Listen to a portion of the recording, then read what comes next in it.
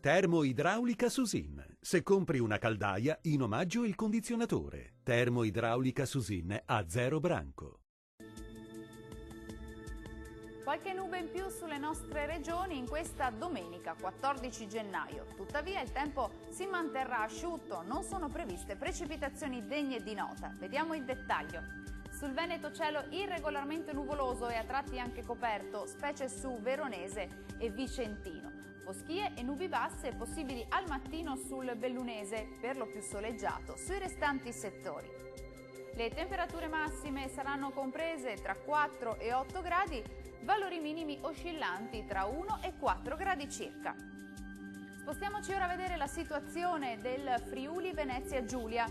Più spazi soleggiati al mattino con cielo poco parzialmente nuvoloso, col passare delle ore il cielo si copre un po' su tutti i settori, ma non sono previste precipitazioni degne di nota. Le temperature massime saranno comprese tra 6 e 8 gradi, valori minimi tra 1 e 3 gradi circa. Concludiamo infine con uno sguardo alla situazione del Trentino Alto Adige. Sarà ampiamente soleggiato al mattino sui settori settentrionali, cielo più grigio sul resto della regione, con foschie, nebbie e nubi basse e anche con locali precipitazioni, localmente anche a carattere nevoso. Le temperature massime si attesteranno sui 3 gradi, valori minimi tra -5 e 1 grado.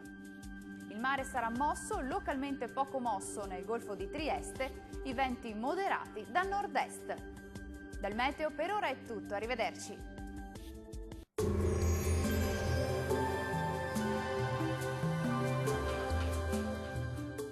Termoidraulica Susin. Se compri una caldaia, in omaggio il condizionatore. Termoidraulica Susin a 0 branco.